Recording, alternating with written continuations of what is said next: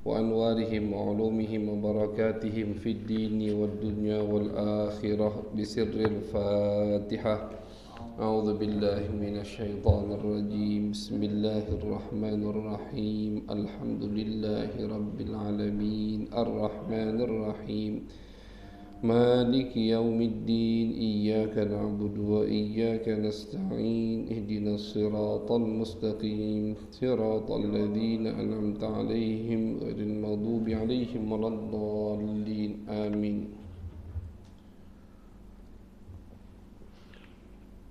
بسم الله الرحمن الرحيم. قال الناظم رحمه الله تعالى ونفعنا به وبعلومه وبعلوم سائر الصالحين في الدارين آمين إلى أن قال إصمتهم كسائر الملائكة واجبة وفضل الملائكة. إصمتهم كسائر الملائكة واجبة وفضل الملائكة. Alhamdulillah. Pertama-tama puji syukur kehadiran Allah Subhanahu wa taala atas semua nikmat yang telah Allah berikan kepada kita, dan salawat salam kita haturkan kepada baginda besar, Nabi agung, Nabi Muhammad sallallahu alaihi wasallam. Mudah-mudahan kita dikumpulkan oleh Allah Subhanahu wa taala bersama beliau kelak di hari kiamat. Amin ya rabbal alamin. Masyaallah hadirin, hadiratnya dati ibu-ibu liburan. Alhamdulillah, kita di malam hari ini di minggu yang keempat. Kita seperti biasa setiap bulannya minggu keempat, minggu kedua baca hadis Bukhari, minggu keempat membaca Aqidatul Awam, pembahasan tentang akidah. Yang mana pembahasan tentang akidah ini termasuk ilmu wajib yang kita pelajari, yang disebutkan oleh pengarang kitab yang ada di depan kita, yaitu As-Sayyid Ahmad Al-Marzuki. Yang beliau sebutkan ini itu wajib semua untuk kita ketahui. Akidah itu kan keyakinan, bukan ilmu amalan, bukan, tapi ilmu keyakinan. Itu akidah. Wajib. Sifat yang wajib bagi Allah 20 wajib kita ketahui. Dosa. Kalau ada orang nanti di hari kiamat yang mana orang tersebut tidak tahu sifat 20 bagi Allah, sifat wajib, sifat mustahil, sifat jaiz, itu kena dosa. Dihukum sama Allah. Kenapa? Karena itu ilmu yang wajib kita pelajari. Makanya kenapa dinamakan oleh beliau Aqidatul Awam, akidah orang awam, karena ini bukan untuk ulama, bukan. Semua muslim mukallaf wajib tahu. Makanya sama beliau ini akidah paling, istilahnya paling cetek. Ketika orang baru mengucapkan 2 kalimat syahadat, atau yang lahir dari kedua orang tua muslim sudah dewasa, balik, harus tahu ini wajib hukumnya. Jadi ini bukan sunnah, bukan sambilan, bukan boleh kita tahu, boleh kita tidak tahu, bukan. Akidah itu wajib kita ketahui. Setiap ilmu itu ada yang wajib, ada yang tidak wajib kita ketahui. Setiap ilmu. Ilmu fikih misalkan, ada yang wajib kita ketahui. Apa yang wajib kita ketahui? Yang berkaitan dengan keseharian kita. Bagaimana cara wudu, apa yang membatalkan wudu, bagaimana cara sholat yang benar, apa yang membatalkan sholat, dan seterusnya. Zakat, puasa, haji. Ini wajib setiap muslim mengetahuinya. Alhamdulillah kita sudah ada juga Habib Mustafa ilmu fikih. Adapun selain ilmu fikih yang berkaitan dengan keseharian kita, itu tidak wajib kita pelajari. Jadi tergantung. Contoh, ada orang yang kesibukannya tidak ada sama sekali ke pasar atau berdagang, berarti ilmu fikih yang berkaitan dengan berdagang tidak wajib dia pelajari. Kapan dia wajib pelajari ilmu fikih yang berkaitan dengan perdagangan? Ketika dia baru mau mulai berdagang. Jadi tergantung yang kita hadapi dalam keseharian kita. Ada anak masih muda, belum menikah, itu belum wajib belajar ilmu fikih tentang pernikahan. Kapan dia wajib belajar? Artinya tidak boleh dia menikah kalau dia tidak tahu hukum-hukum yang akan dia hadapi ketika dia sudah menikah.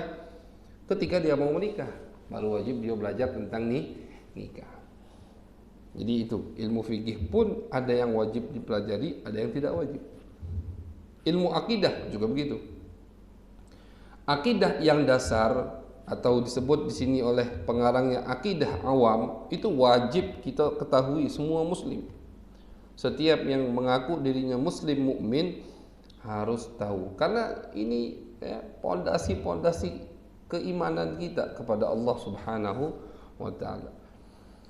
Adapun lebih dalam lagi, lebih pretelnya lagi, khilafiyat yang ada di dalamnya itu tidak wajib kita ketahui, karena itu bukan ilmu akidah yang wajib untuk dipelajari. Nah, itu. Jadi yang kita pelajari, alhamdulillah, ini adalah ilmu-ilmu yang wajib untuk kita ketahui. Malam hari ini beliau menyebutkan satu bait syair yang berbunyi, ismatuhum kasairil malaikah wajibatun wa fadalul malaikah. Termasuk keyakinan yang wajib untuk diyakini oleh setiap mukallaf, setiap muslim sudah dewasa baligh, dia wajib meyakini bahwasannya para utusan Allah itu maksumun, dijaga sama Allah Subhanahu wa taala dari perbuatan dosa. Nah, ini wajib diyakini. Berarti kalau ada orang muslim mukmin, dia tidak tahu masalah ini, tidak dia yakini, nanti di akhirat ada hukumannya dari Allah. Karena ini hukum wajib. Jadi wajib kita yakini bahwasanya semua utusan Allah dari Nabi Adam sampai ke Nabi Muhammad sallallahu alaihi wasallam itu semua maksumun, mereka dijaga sama Allah Subhanahu wa taala dari perbuatan dosa. Mereka tidak mungkin meninggalkan apa yang sudah Allah wajibkan, dan mereka tidak mungkin melakukan apa yang sudah Allah haramkan. Tidak mungkin. Jadi kewajiban-kewajiban yang Allah wajibkan untuk kita itu tidak mungkin ditinggalkan sama Nabi. Nah, ini termasuk bantahan untuk kelompok yang sesat ketika mengatakan kalau kita sudah banyak zikir, kalau kita udah ikut thariqah, kita udah banyak macam-macam, tidak perlu sholat. Ada kelompok seperti itu. Jadi menggugurkan kewajiban Allah itu tidak benar. Apapun kedoknya atau apapun merek yang ngomong, mau dia syekh thariqah, mau dia thariqah ini, thariqah itu pasti batil. Menggugurkan kewajiban Allah. Yang Allah sudah wajibkan mustahil gugur dengan apapun, kecuali satu, kalau dia tidak mukallaf lagi, dia tidak waras, jadi wong gila, tidak wajib baru sholat. Atau dia sudah mati, meninggal, tidak wajib sholat. Atau dia tidak sadar, tidak wajib sholat. Sakit tetap wajib. Jadi kewajiban-kewajiban yang Allah wajibkan tidak bisa digugurkan. Nabi Muhammad meninggal dunia, sudah, agama ini disegel sama Allah. Tak bakal ada berubah lagi. Nah, jadi kita, tapi disayangkan banyak pengikutnya. Kenapa banyak pengikutnya? Karena pengikutnya tadi orang-orang yang tidak mau belajar. Tepelok akhirnya. Tepelok. Sampai ke daerah-daerah. Oke, saya pernah ingat waktu tahun kemarin, tapi ini ceritanya. Kita sampai ke Danau Ranau sana, 7 jam naik mobil dari Palembang.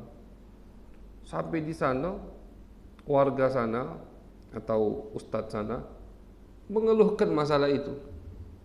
Sampai ke sana. Jadi jangan dikira kelompok sesat itu cuman di kota, nah, mereka ke pelosok-pelosok.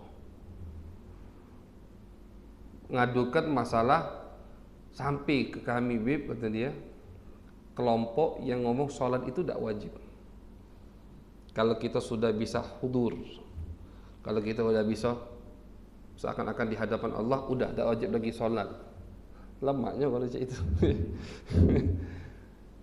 Itu sampai ke sana. Dan ada pengikutnya, ada pengikutnya. Jadi itu menunjukkan butuh kita ini dengan ilmu. Bukan hanya anak di pondok pesantren, anak yang di sekolah yang butuh dengan ilmu, kita juga butuh dengan ilmu. Walaupun kita bukan gawe kita ini bukan penuntut ilmu. Kita buka yang punya restoran misalkan, wajib nuntut ilmu. Biar apa? Biar restorannya halal, jual belinya. Kalau jual belinya udah halal, yang dia makan duit haram galau. Kalau duit haram galau, kata Nabi, an-naru aula bihi, maka api neraka itu pasti akan melahapnya. Jadi semua butuh dengan ilmu. Walaupun kita tidak menggeluti ilmu agama, tapi tetap paling tidak kita tahu mana yang halal, mana yang haram, mana yang hak, mana yang batil. Paling tidak kita tahu itu. Jadi para utusan Allah, orang yang mengatakan tidak wajib lagi sholat, itu berarti seakan-akan menganggap dirinya lebih mulia dari Nabi Muhammad sallallahu alaihi wasallam. Nabi itu sampai akhir hayatnya masih sholat. Subuh terakhir sebelum beliau meninggal tuh waktu duha, jam 9-an, jam 8, jam 9 hari Senin. Subuhnya itu Nabi masih keluar ke masjid, masih mau keluar ke masjid, buka jendela lihat orang lagi sholat, masih sholat Nabi. Padahal sakit Nabi, demam parah, sakitnya panas sekali badan beliau, tetap sholat. Jadi utusan Allah itu Allah jaga untuk tidak mereka meninggalkan apa yang sudah Allah wajibkan. Semua perintah di dalam Al-Quran itu sudah dilakukan semua oleh Nabi besar Muhammad sallallahu alaihi wasallam. Semua larangan yang ada di dalam Al-Quran, haram itu sudah dijauhi semua oleh Nabi besar Muhammad sallallahu alaihi wasallam. Jadi beliau itu orang yang paling jauh dari perbuatan haram. Adapun perbuatan makruh, contoh buang air kecil berdiri, itu makruh, tidak dianjurkan. Minum berdiri, tidak dianjurkan. Itu dilakukan oleh Nabi, tapi untuk Nabi itu bukan makruh, wajib hukumnya. Kencing tegak, buang air kecil berdiri, itu makruh hukumnya. Makruh itu tidak dapat dosa ketika dilakukan, cuman kalau dia tinggalkan, dia buang air kecil duduk, dia tidak berdiri, dapat pahala, itu makruh. Jadi makruh itu kalau ditinggalkan, kalau dia meninggalkan perbuatan makruh karena menjalankan anjuran Nabi, maka dia dapat pahala. Tapi kalau dia melakukannya, tidak dapat dosa. Kencing berdiri tidak berdosa, minum berdiri tidak berdosa. Tapi kalau dia minum duduk dengan niat ini ngamalkan anjuran Nabi karena Nabi pernah melarang minum berdiri, itu dapat pahala. Nabi pernah minum berdiri, Nabi pernah buang air kecil berdiri. Ini kata ulama, untuk kita perbuatan itu makruh, tapi untuk Nabi itu perbuatan wajib beliau lakukan. Kenapa wajib? Karena kalau tidak beliau lakukan, kita tidak tahu itu haram atau makruh. Jadi Nabi sengaja beliau minum berdiri biar sahabat lihat, oh Nabi minum tegak. Kalau Nabi sudah lakukan, tidak mungkin itu perbuatan haram. Mustahil itu haram. Oh, tapi Nabi pernah melarang. Oh, berarti sahabat paham di situ. Itulah yang namanya makruh. Yang namanya makruh pernah ada larangan dari Nabi, tapi habis itu Nabi lakukan. Kenapa Nabi lakukan? Untuk menjelaskan bahwasanya larangan aku itu tidak sampai ke level haram. Kalau itu ke level haram, tidak mungkin aku lakukan. Itu pesan dari Nabi Muhammad SAW. Nah, jadi minum berdiri untuk kita makruh, untuk Nabi ketika Nabi lakukan itu wajib. Karena itu termasuk dari tabligh. Nah, udah kita ambil bahwasanya utusan Allah itu mempunyai sifat 4 wajib. Yang salah satunya adalah at-tabligh. Wajib mereka menyampaikan semua syariat yang Allah perintahkan untuk disampaikan. Nah, itu termasuk tabligh. Jadi semua utusan Allah dari Nabi Adam. Nah, jadi Ustaz, bagaimana cerita-cerita yang kita dengar di Al-Quran? Nabi Adam melanggar perintah Allah, makan buah khuldi, kan begitu. Nabi Ibrahim pernah seakan-akan beliau itu berbohong, tapi bukan berbohong. Nabi Musa juga begitu. Bagaimana? Itu semua ada takwilannya, ada apa? Ada pengarahan yang sangat jelas dari ulama-ulama tafsir. Contoh, ketika Nabi Adam memakan buah khuldi, itu kata ulama, Allah Subhanahu wa taala mengatakan di dalam Al-Qur'an, la taqraba hadhihi syajarah. Wahai Adam, jangan kau dekati pohon ini. Nabi Adam kira pohon ini Jadi itu tuh Nabi Adam bukan betul dia tahu ini larangan dari Allah, beliau lakukan. Tidak. Beliau kira yang tidak boleh didekati, tidak boleh dimakan pohon ini. Allah pakai isim isyarah. Isim isyarah itu berarti menunjukkan ke bendanya. La taqraba hadhihi syajarah. Dikira Nabi Adam pohon itu tak taunya maksud Allah. Nabi Adam salah paham. Tak taunya maksud Allah, semua jenis pohon ini jangan kau dekati. Nah, itu dikira Nabi Adam pohon, misalkan pohon mangga samping masjid jangan kau makan. Oh, berarti yang tak samping masjid boleh, kan itu. Kita pahami aja itu. Nabi Adam bukan yang di samping masjid yang dimakan, yang jauh, tapi mangga juga. Akhirnya ditegur sama Allah, baru sampai sini, belum sampai perut, belum bawa ke sini, datang teguran dari Allah Subhanahu wa taala. Itu. Dan ini memang skenario dari Allah untuk Adam turun ke bumi. Jadi kata ulama, kalaupun kalian menganggap itu pelanggaran dari Adam, maka itu sebaik-baiknya pelanggaran. Tak kata namanya pelanggaran itu baik, tapi itu sebaik-baiknya pelanggaran. Kenapa? Dari pelanggaran itu ada kita di bumi ini. Jadi memang sengaja. Ceritanya begitu, memang udah Allah atur akan begitu. Jadi sengaja Nabi Adam makan, Siti Hawa makan, ditegur sama Allah, akhirnya diturunkan ke bumi. Itu takwilannya. Adapun ulama yang mengatakan, oh mereka ini melanggar sebelum diutus jadi nabi, itu pendapat yang tidak muktamad. Karena pendapat yang muktamad, utusan Allah itu dari lahir mereka dijaga sampai mereka meninggal.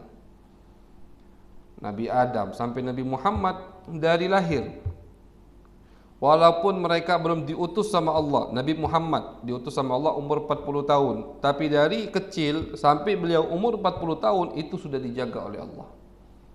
Tidak pernah sama sekali melakukan maksiat, baik itu maksiat kecil atau maksiat besar. Tak pernah. Makanya pendapat yang sangat salah ketika ada yang mengatakan saudara Yusuf itu nanti jadi nabi. Karena para anbiya itu dari sebelum mereka jadi nabi udah dijaga, sedangkan saudara Yusuf 10 itu dan 11 sama Binyamin. Kan? 11 sama Yusuf, 11 sama Binyamin. Ini ra'aitu ahada asyara kaukaba. 11 sama Binyamin, 12 sama Yusuf. Yang jahat itu kan 10. Yang sekongkol untuk ngajak Yusuf, kemudian Nabi Yusuf diletakkan, dilempar ke sumur. 10 ini itu ada yang mengatakan mereka setelah taubat jadi nabi. Pernyataan itu dibantah oleh jumhurul ulama. Kenapa? Karena mereka sebelum taubat ya dosa besar, ya kan? Anak kecil dibuang ke sumur, terus bohong ke bapaknya nabi, ini kan dosa besar. Walaupun setelah itu mereka taubat, diterima taubatnya oleh Allah Subhanahu wa taala. Tapi pengakuan sebagian ulama mereka ini jadi nabi itu salah.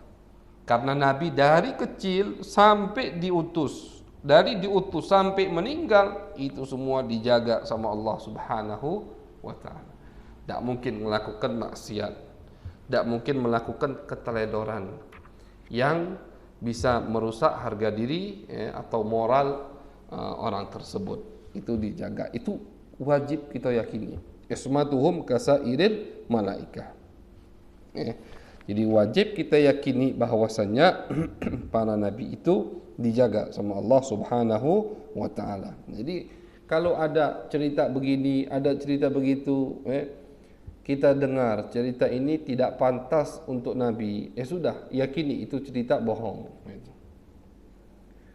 Jadi gampang, ada cerita yang dinisbatkan ke nabi, kita pikirkan kalau untuk orang biasa itu pantas apa tidak? Tidak pantas. Berarti untuk nabi lebih tidak pantas. Udah bohong itu cerita. Begitu. Kenapa? Karena banyak cerita-cerita yang beredar yang mana cerita itu bohong. Sumbernya tidak diketahui tapi cepat nyebar. Akhirnya diceritakan di mana-mana, diterjemahkan di buku-buku, bahkan di sekolah, padahal cerita itu cerita bohong. Cerita dusta. Jadi gampang patokannya. Kalau cerita ini untuk kita saja tidak bagus, tidak mungkin wong yang terpandang punya sifatnya ini, apalagi utusan Allah Subhanahu wa taala. Jadi itu termasuk keyakinan yang wajib kita yakini, yaitu utusan Allah semua dijaga sama Allah Subhanahu wa taala, ismah. Wa fadalu al malaikah, dan utusan-utusan Allah ini kedudukannya di sisi Allah itu di atas para malaikat. Di atas para malaikat. Makhluk Allah yang paling afdal itu adalah utusan Allah. Para rusul dan anbiya itu paling afdal, lebih afdal dari malaikat. Banyak dalilnya. Di antara dalilnya kata ulama, Allah perintahkan malaikat untuk sujud ke Adam. Padahal kalau dari khalqun, dari ciptaannya, malaikat itu ciptaannya lebih mulia dari tanah. Malaikat itu dari nur, dari cahaya. Sedangkan Nabi Adam kita dari tanah. Jadi kalau dijengok dari itu cuman, ya kan? Tapi Allah perintahkan malaikat untuk sujud kepada Adam. Sujud, ulama mengatakan sujud cuma menundukkan kepala, tanda untuk menghormati Nabi Adam. Itu menunjukkan bahwasannya para anbiya dan para rusul utusan Allah itu di atas para malaikat derajatnya. Nah, mereka para utusan Allah tidak satu derajat. Tilkar rusulu faddalna ba'dahum ala ba'd, kata Allah. Mereka lah utusan-utusan kami yang kami muliakan sebagian di atas sebagian, kata Allah. Jadi siapa utusan Allah yang paling afdal, paling mulia? Jelas di sini kita tidak boleh sembarangan. Tidak boleh, aku senang sama Nabi ini yang paling mulia. Tidak boleh, bukan kehendak kita itu. Harus ada nas, dalil dari Al-Quran atau hadis Nabi besar Muhammad sallallahu alaihi wasallam. Harus ada nasnya. Ternyata ketika dicari sama ulama, jelas ar-rusul lebih afdal dari anbiya. Rasul itu Allah beri mereka, Allah lantik jadi nabi, kemudian Allah beri mereka risalah syariat yang mana Allah perintahkan, wajibkan mereka untuk menyebarkan syariat tersebut. Itu rusul. Rasul, jamaknya rusul. Kalau nabi tidak, nabi Allah lantik jadi nabi tapi tidak kata syariat. Tugasnya meneruskan syariat rasul sebelumnya. Jadi makanya Ada hadis Nabi Muhammad mengatakan, ulama ummati ka anbiya Bani Israel. Ulama umatku itu seperti Nabi Bani Israel.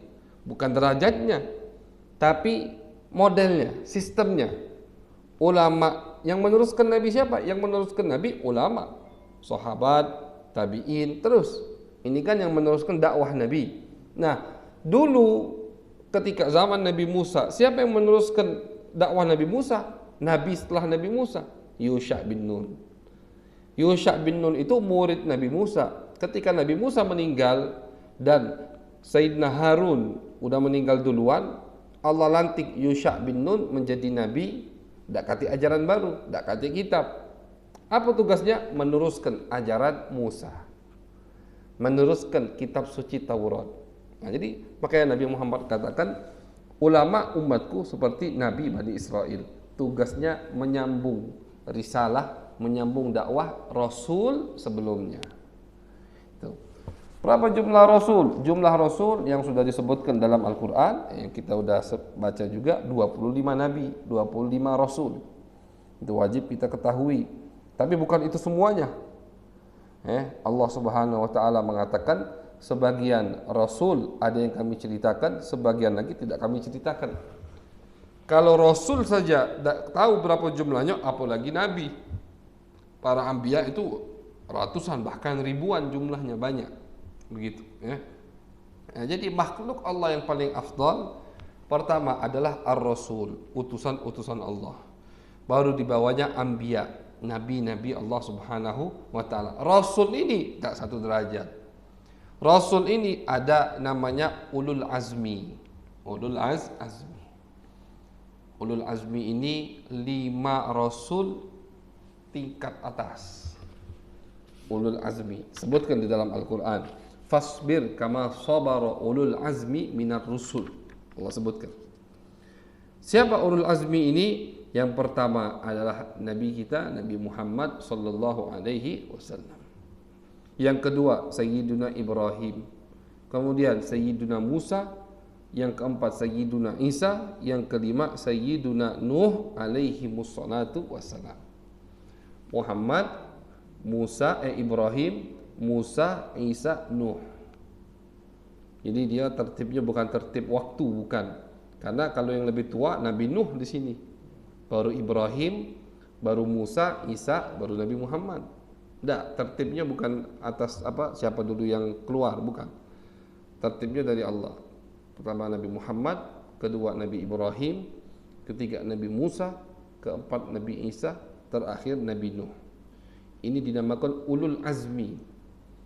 Kenapa? Apa ulul azmi? Azm itu orang yang mempunyai tekad yang kuat. Kenapa mereka dikatakan ulul azmi 5 ini? Karena mereka ini utusan Allah yang paling sabar, paling banyak cobaannya ketika dakwah menyebarkan agama Allah. Nabi Muhammad, luar biasa. 23 tahun beliau tak selesai menghadapi. Di Mekah 13 tahun musyrik Mekah, pindah ke Madinah, Yahudi, munafik, musyrik juga masih merangi Nabi. Sampai di akhir hayat beliau mulai untuk memerangi pasukan Romawi terus. Itu Nabi Muhammad. Nabi Ibrahim hampir nak dilempar, bukan hampir, sudah dilempar ke api. Ya. Nabi Ibrahim, cobaannya anaknya, pernah dicoba dari anaknya, Allah perintahkan anaknya untuk disembelih. Nabi Musa juga begitu. Hampir dibunuh oleh Fir'aun, dikejar-kejar. Terus habis itu ngadep Yahudi yang tekak, yang keras kepala, macam-macam tingkahnya. Nabi Isa juga begitu, dikejar-kejar. Hampir ada itu kan kelompok atau agama sebelah mengira Nabi Isa itu yang disalib, padahal bukan Nabi Isa. Walakin syubbiha lahum, kata Allah, wa ma qataluhu wa ma salabu. Kata Allah, Yahudi yang ngejar. Yahudi tidak sempat nangkep Isa, tidak mereka salib, kata Allah dalam Al-Quran. Walakin syubbiha lahum, tapi yang disalib sama Yahudi orang yang Allah persiskan mukanya seperti Nabi Isa. Jadi mereka itu, hatta mereka sendiri yang nyalib itu, kata Allah, tidak yakin yang mereka salib itu Nabi Isa, cuman biar lega yang lain. Biar yang lain, jadi yang disalib bukan Nabi Isa masih ada. Nanti yang nurunkan salib itu Nabi Isa sendiri. Jadi jangan pusing-pusing gitu. Kapan lah habis salib ini, dah ganti lagi. Dah, itu kayak Nabi Isa tugasnya. Beliau sekarang ada di langit kedua bersama misalnya Nabi Yahya, ya langit kedua. Langit pertama Nabi Adam, kedua Nabi Isa, nama Nabi Yahya. Atau langit ketiga antara itu, cerita Isra Mi'raj. Nanti di akhir zaman turun Nabi Isa, belum meninggal, beliau masih hidup. Belum meninggal, turun. Apa pertama kali yang dikerjakan oleh Nabi Isa? Diperangi itu salib-salib itu. Nih, itu bukan aku, kata Nabi Isa, diperangi semua tuh nanti. Dan beliau akan meneruskan dakwah Nabi besar Muhammad sallallahu alaihi wasallam. Nabi Nuh, waduh Nabi Nuh 950 tahun dakwahnya. 950 tahun. Memang umurnya panjang, 1000 tahun lebih. Tapi dakwahnya ngajak umatnya 950 tahun. Dan Allah katakan, "Wa ma amana ma'ahu illa qalil." Yang iman cuma sedikit. 950 tahun yang iman cuma sedikit. Diriwayatkan cuma 80 orang yang naik kapal. Itulah yang iman. Yang iman sama Nabi Nuh itu yang naik kapal. Yang tidak naik kapal binasa semua.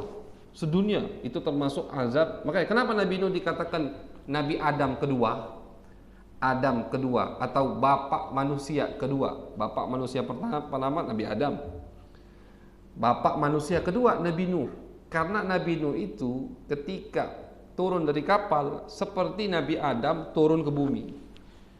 Di muka bumi ini tidak ada makhluk hidup kecuali yang turun dari kapal. Jadi Allah perintahkan Nabi Nuh untuk bawa yang iman. Semua diriwayatkan di kitab tafsir jenis binatang diangkat sama Nabi Nuh. Sudah. Ini Nabi Nuh kan muat kapalnya di tengah padang pasir. Sampai wong ngejek kalau Nabi. Kata Nabi Nuh, ini perintah Allah. Ndak ngurusi. Itulah orang-orang yang dapat perintah dari Allah. Ndak ngurus mau diocehi, mau diejek, mau dicaci, pokoknya Allah ngomong apa? Buat kapal. Buat kapal. Ngejek semua orang, ndak taunya benar. Dari langit turun hujan, dari bumi air juga naik. Itu luar biasa. Semua binasa. Anak Nabi Nuh pun binasa. Istri Nabi Nuh pun binasa. Anaknya tidak mau iman. Jadi 950 tahun anaknya beda iman. Lihat bagaimana gigihnya Nabi Nuh dalam berdakwah. Diajak anaknya masih, biarlah bapak aku ke gunung. Soalnya besar-besar orang dulu kan. Aku tidak tahunya melebihi gunung. Jadi semua binasa sedunia. Tidak ada makhluk kecuali nanti yang turun sama Nabi Nuh dari kapal. Makanya Nabi Nuh termasuk ulul azmi. 5 rasul ini itu paling pucuk. Paling afdal Nabi Muhammad, kemudian Sayyidina Ibrahim, Musa, Isa dan Nuh. Setelah deretan 5 ini, wallahu a'lam, siapa yang peringkat ke-6. Yang penting utusan Allah, Rasul, sisa Rasul yang lain. Berarti kalau 5 ini udah disebutkan, yang di Al-Quran sisa 20, ya kan? Nah 20 ini siapa? Wallahu a'lam. Tidak ada dalil yang jelas dari Al-Quran atau Nabi besar Muhammad SAW. Di situ kita tidak boleh komentar, takut ya masing-masing ngomong. Tapi kalau yang 5 ini jelas dalilnya, jelas hadisnya, jelas Al-Qur'annya dari Allah. Nabi Muhammad adalah makhluk yang paling mulia. Setelah Rasul baru para anbiya, utusan Allah, nabi-nabi Allah. Baru setelah itu siapa? Malaikat. Dan tertibnya nanti di bab malaikat insyaallah akan kita kaji. Jadi itu termasuk keyakinan yang wajib kita yakini, bahwasanya utusan Allah semuanya dijaga sama Allah dari maksiat sekecil apapun, dari mereka lahir sampai mereka meninggal dunia. Kemudian utusan Allah itu tidak sama derajatnya. Ada Al-Qur'annya itu yang mengatakan semua mulia tapi kemuliaannya beda. Nabi Muhammad yang paling mulia, kemudian 4 sisa dari ulul azmi. Itu pembahasan kita malam hari ini daripada keyakinan yang wajib. Ini wajib hukumnya kita yakini. Mudah-mudahan iman kita ditambah oleh Allah Subhanahu wa taala, dimantapkan iman kita, dan diberikan kita kecintaan kepada Allah, cinta kepada utusan-utusan Allah, hormat kepada semua utusan Allah Subhanahu wa taala. Amin ya rabbal alamin. Wa sallallahu ala sayyidina Muhammadin wa ala alihi wa sahbihi wa baraka wa sallam, walhamdulillahi rabbil alamin. Assalamualaikum warahmatullahi wabarakatuh.